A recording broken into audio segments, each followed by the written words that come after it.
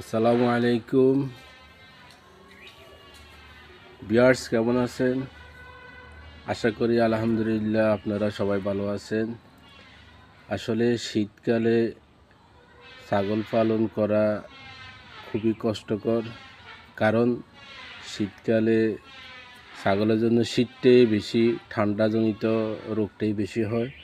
এই জন্য আপনারা যারা দুই একটা ছাগল পালন করেন, 3-4টা, তাদের অবশ্যই এই বিষয়গুলো খেয়াল রাখা দরকার যে শীতের সময় আপনারা খুব ভোরে ছাগলগুলোকে বের করবেন না, কারণ তখন শীত থাকে, রোদ উঠে না, কুয়াশা থাকে।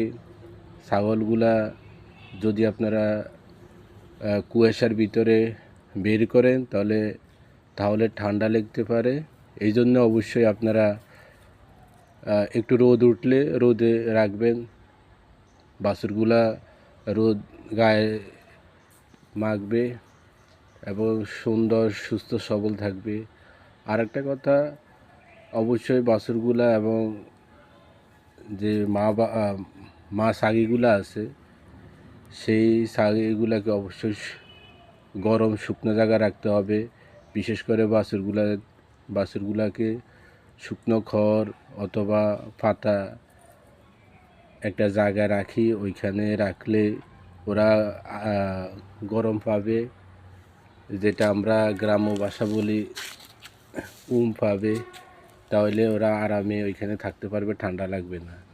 আর সবচেয়ে বড় কথা হচ্ছে যে আপনাদের সম্ভব হয়, ছাগলের ঘরে চতুর্দিকে দিয়ে একটা পর্দা অথবা একটা বেষ্টনী দিয়ে রাখবেন, যাতে বাইরের ঠান্ডা বাতাসগুলা যেন না ঢুকে।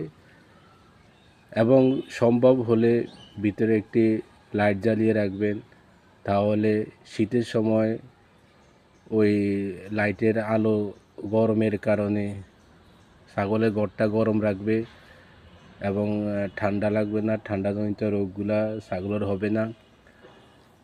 তাইলে আপনি খুব সহজেই ছাগলের এই ঠান্ডাজনিত রোগ থেকে রক্ষা পাবেন। ভিউয়ার্স, এই বিষয়গুলো যদি আপনারা খেয়াল করেন, ইনশাল্লাহ আপনাদের ছাগলের রোগ বালাই হবে না, ছাগল থাকবে সুস্থ সবল এবং আপনি অনায়াসেই ছাগল থেকে ভালো করতে পারবেন। আপনার খামার ধীরে ধীরে আস্তে আস্তে বড় হবে।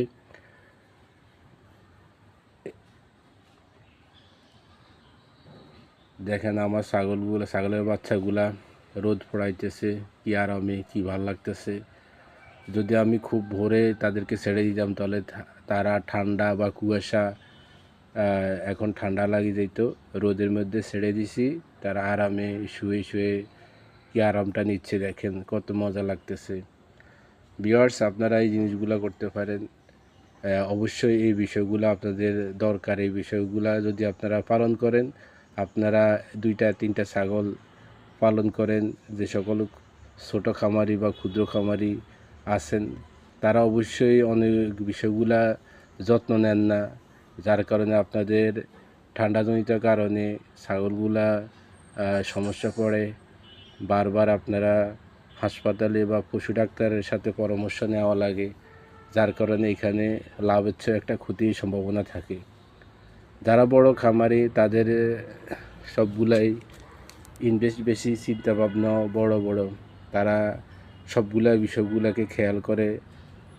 আপনারা হয়তো 2-3টা ছোটো খামারি হিসাবে 2-3টা ছাগল পালন করেন, এই কারণে এই বিষয়গুলোকেও আসলে খেয়াল করেন না। তা আমার কথা হচ্ছে যে আসলে ছাগল পালন তো ছাগল পালনই, 2-1টা হোক আর বেশি হোক, আপনারা অবশ্যই বিষয়গুলোকে খেয়াল রাখবেন। এটা আপনার সম্পদ, এটা আপনার ভালোবাসা, এটা আপনার আয়ের একটা ইনকামের পথ। এটা আপনাকে খেয়াল রাখি এই বিষয়গুলো যত্ন নিতে হবে। ছাগলের বাছুরগুলো আসলে ছোটো বাচ্চার মতো, এগুলা ঠান্ডা লাগছে কিনা, কোনো রোগ বলে আছে কিনা, এগুলার প্রতি আপনারা খেয়াল রাখবেন। তাহলে ইনশাল্লাহ আপনারা আপনাদের ছাগল পালনে সফল হবেন। আজকে এই পর্যন্ত ভিউয়ার্স, সবাই সুস্থ থাকবেন, ভালো থাকবেন। পরবর্তী তথ্যমূলক ভিডিও পেতে চাইলে আপনারা আমার সাথে থাকেন, আমার চ্যানেল আরিফ অ্যাগ্রো বিডির সাথে থাকেন এবং আমাকে লাইক কমেন্ট শেয়ার করে পাশে থাকার বেল আইকনটি বাজিয়ে দিন। ইনশাল্লাহ আপনাদেরকে ছাগল পালনের আমার যে আইডিয়া, যে তথ্যগুলো আছে আপনাদের সাথে আমি শেয়ার করতে পারবো, আপনারা উপকৃত হতে পারবেন।